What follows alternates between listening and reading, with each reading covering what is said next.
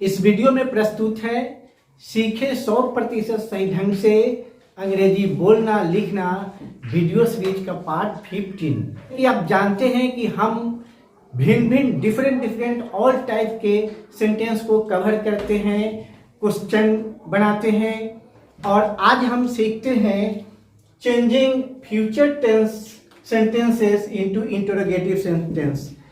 तो किस प्रकार सिंपल फ्यूचर टेंस के वाक्यों को हम इंटरोगेटिव करते हैं देखते हैं।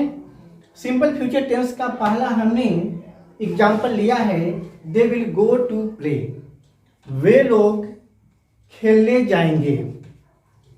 तो इसको क्वेश्चन किस प्रकार बनाते हैं, क्योंकि अक्सर हम जब किसी से कुछ पूछते हैं तो ट्रांसलेशन को क्वेश्चन बनाना पड़ता है, ठीक है। तो हम क्या करते हैं, ऑक्सिलरी वर्ब को सब्जेक्ट के पहले ले आते हैं, ऑक्सिलरी वर्ब को सब्जेक्ट के पहले ले आते हैं, ठीक है। तो ये देखें, will they go to play और सेंटेंस के अंत में नोट ऑफ इंटरोगेशन देना नहीं भूलेंगे। एग्जाम्पल नंबर 2 है, we shall read a novel, हम लोग एक नॉवेल पढ़ेंगे।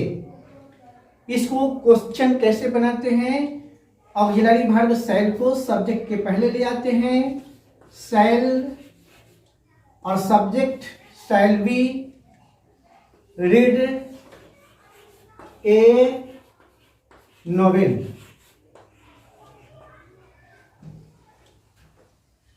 Example number 3, he will be rich, वो अमीर बनेगा, वो अमीर होगा, ठीक है।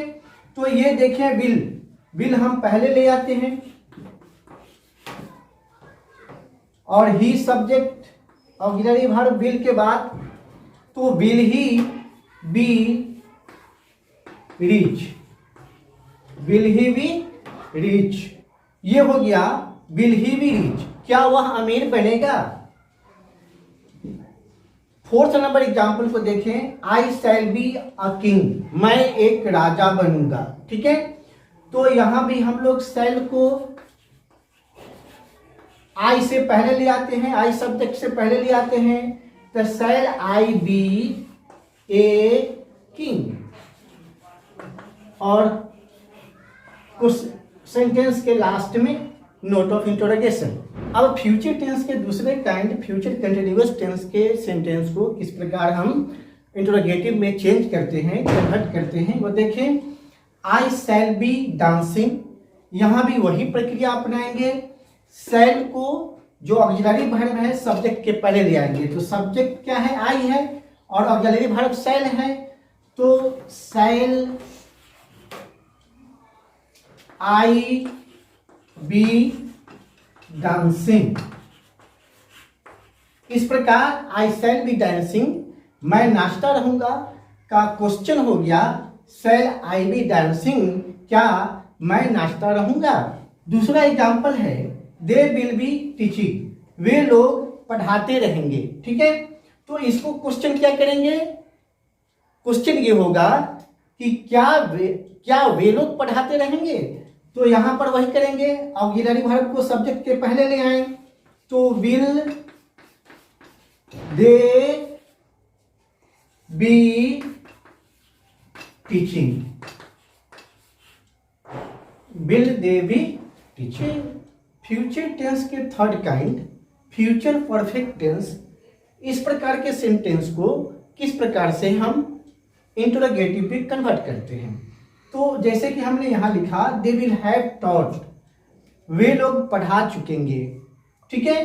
तो इसको क्वेश्चन बनाएंगे कि क्या वे लोग पढ़ा चुकेंगे, तो यहां विल को दे के पहले ले आएंगे, सब्जेक्ट के पहले ले आएंगे, ठीक है। तो will they have taught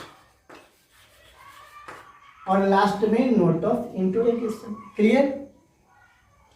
we shall have played, ठीक है। तो शैल को पहले ले आए और वी सब्जेक्ट को ऑक्सिलरी वर्ब के बाद डालें, ठीक है। तो शैल वी हैव प्लेड और लास्ट में नोट ऑफ इंटरोगेशन, ठीक है। तो क्या हम लोग खेल चुकेंगे, वी शैल हैव प्लेड का इंटरोगेटिव सेंटेंस हो गया। अब हम फ्यूचर टेंस के fourth kind future perfect continuous tense के सेंटेंसेस को इंटरोगेटिव में कन्वर्ट करते हैं। यहाँ पर मैंने एक एग्जाम्पल लिखा है, she will have been dancing, वह नाचती रहेगी, ठीक है। तो यहाँ पर भी ऑक्सिलरी वर्ब को हम लोग पहले ले आते हैं सब्जेक्ट के पहले, सब्जेक्ट सी है, विल ऑक्सिलरी वर्ब है, विल को हम लोग पहले ले आते हैं। तो ये हो गया इसका इंटरोगेटिव, विल और subject, will she have been, will she have been swimming,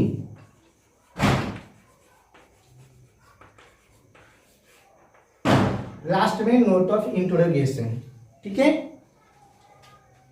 दूसरा नंबर एग्जाम्पल है, we shall have been reading, हम लोग पढ़ते रहेंगे, ठीक है।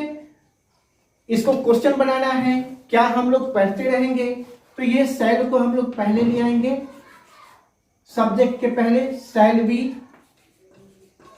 हैव बीन रीडिंग और लास्ट में नोट ऑफ इंटरोगेशन, ठीक है। इस प्रकार we shall have been reading का इंटरोगेटिव हो गया shall we have been reading, last में नोट ऑफ इंटरोगेशन देना नहीं भूलेंगे। इसके अलावा भी और कई नियम हैं क्वेश्चन बनाने का, सेंटेंस को क्वेश्चन में बदलने का, हम देखेंगे अगले वीडियो में इसको। तब तक के लिए बाय।